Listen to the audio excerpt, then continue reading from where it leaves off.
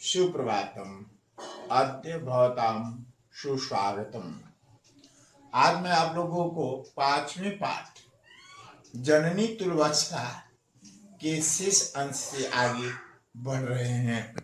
तो नव कचित दृश्यते त्रिदशाधिप अहम तो पुत्रम शोचामि तेन रोदिमि कौशिक। अन्वय हो गया। त्रिदशाधिप वह कचित विनिपातो न दृश्यते अहम तो पुत्रम शोचामि कौशिक तेन रोदिमि। अधपतनम या विनाश, निपात अधपतनम विनाश, या इसका अर्थ सहायक अर्थ में भी हो जाता है। विनिपात सहायक। तीनों दशाओं के स्वामी, कोई उसका सहायक नहीं दिखाई देता है। अतः मैं तो पुत्र के विषय में चिंता करती हूँ, इसलिए रो रही हूँ। यहाँ पर इसका अर्थ हो जाएगा तीनों दशाओं के स्वामी इंद्र, कोई उसका सहायक, या इसका इस तरह से भी बना दिया है कि तीन दशाओं के स्वामी हे इंद्र, आपका कोई विनाश दिखाई नहीं देता है, तो मैं पुत्र के विषय में चिंता करके रो रही हूँ। अब आगे देख लेंगे। श्लोक ये है, यदि पुत्र सहस्त्रम में सर्वर्थ सममेव में दीनस्य तु शतशक्र पुत्रस्य अधिका कृपा। अब इसका ये अन्नपुत्र सहस्त्रम अस्ति तरह सर्वर्तमीशमेव शक्र दीनस्य पुत्रस्य शतः तु अधिका कृपा भवति। शब्दार्थ। और इसके बाद, हे इंद्रदेव, जबकि मेरे हजारों पुत्र मेरे लिए सब जगह समान ही हैं, तो भी कमजोर पुत्र के प्रति मेरी अधिक कृपा है। अब इस तरह से संधि समास। अब कर आए श्लोक ये भी है, अपत्येषु च सर्वेषु जननी तुलवत्सला पुत्रे दीने तु सा माता कृपाद्र हृदया। कर आए आगे इसमें कि तो हो गया था, तुलवत्सला भवति दीने पुत्रे तु सा माता आद्र हृदया भवेत। अब इसका अर्थ हो गया, और सभी बच्चों में माता समान प्रेम वाली होती है, परंतु पुत्र के दिन होने पर वही माता उस पुत्र के प्रति कृपा से उदार हृदय वाली हो जाती है। अब आगे देख लेंगे। यहाँ पर प्रश्नोत्तर करना है। कृषिका किम करोति अस्मा। उत्तर हो गया, कृषिका क्षेत्र रक्षणम करोति अस्मा। माता सुरभि किमर्थम असुरुणि मुंचति अस्मा। तो भूमौ पतिते स्वपुत्रम दृष्ट्वा माता सुरभि असुरुणि मुंचति अस्मा। सुरभि इंद्रस्य प्रश्नस्य किम उत्तरम ददाति। इन सब प्रश्नों का उत्तर यहाँ पर लिखा गया है, इसके आधार पर हम प्रश्नोत्तर कर लेंगे। तकृच्छेन काठिन्येन चक्षुभ्याम नेत्राभ्याम जवेन द्रुत गत्या, जवेन मतलब तीव्र गत्या द्रुत गत्या, इंद्र वाशव पुत्रा तो सुता शीघ्रम अचिरम बलिवर्ध वृषभ। अब ये प्रश्न निर्माण हो गया।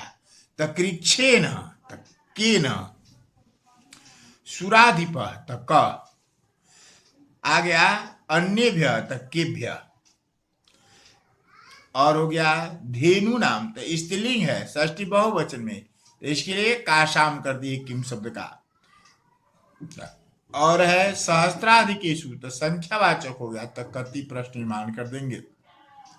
अब ये हो गया संधि विच्छेद करना था, तो कुर्वन जोड़ आसित कुर्वणा आसित, इस तरह से तयो जोड़े का तयोरे का, न जोड़ उत्थित नोत्थित, सत्सु जोड़ अपी।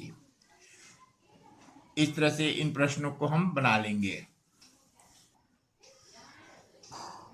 इस तरह से इन प्रश्नों को हम बनाएंगे। अब आगे इसमें लिए है, इस तरह से परीक्षा के लिए ये उपयुक्त है। इस गद्यांश को पढ़ करके और इस पर आधारित इन प्रश्नों को बनाना है। जैसे यहाँ पर देख लेंगे, कृषक काभ्याम क्षेत्रक्षणम कुर्वणासीत, तो बलिवर्धाभ्याम, यहाँ उत्तर हो गया। एक बलिवर्धा कीदृशा आसीत, तो दुर्बल आसीत। सर्वधेनुना माता सुरभि किमर्थम रुदन्ति आसीत, तो इसका उत्तर हो जाएगा भूमोपतिते नेत्र सर इस सब क्षेत्रम कथम अपतात, तो ये हो जाएगा हलम उड्वा गंतुम अशक्त क्षेत्रे पपात। इस तरह पपात इस क्रिया का कर्ता क्या है, तो कर्तृपद चुनने के लिए सब्जेक्ट में चलाएंगे, तो इसका हो जाएगा पपात, सब विशेषण अर्थ में हो गया। तो यहाँ पर विशेषण पद हो गया क्रुद्ध।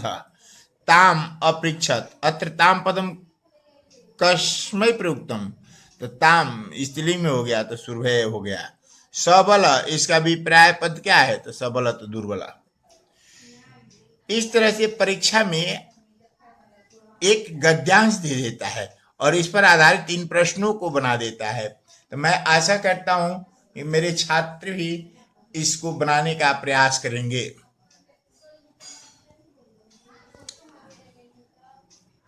यह अभ्यास कार्यक्रम के लिए सबसे उपयुक्त है। एसे 1 की परीक्षा में या एसे 2 की परीक्षा में इस तरह के प्रश्न अधिकांशतः आते हैं, ऐसे ही प्रश्न रहते हैं। अब यहाँ पर ये श्लोक हो गया, इसको पढ़ करके इस पर आधारित प्रश्नोत्तर बनाना है। अन्वय, अन्वय बनाने के लिए यहाँ ये अभ्यास करना है। इसे ध्यानपूर्वक देखेंगे और देखकर बनाएंगे, कोई प्रॉब्लम नहीं आएगी। अब यहां से प्रश्न निर्माण के लिए हो गया।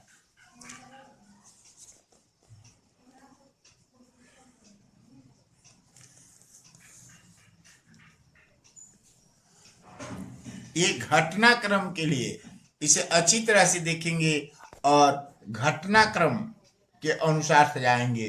पाठ पुस्तक में ध्यान से देख करके और घटनाक्रम के स्वरूप में इसे डालेंगे और पढ़े हुए पाठ से पदों को मिलाकर हम देखेंगे कि कितना मैंने पढ़ा, कितना मैंने अभ्यास किया और समझा।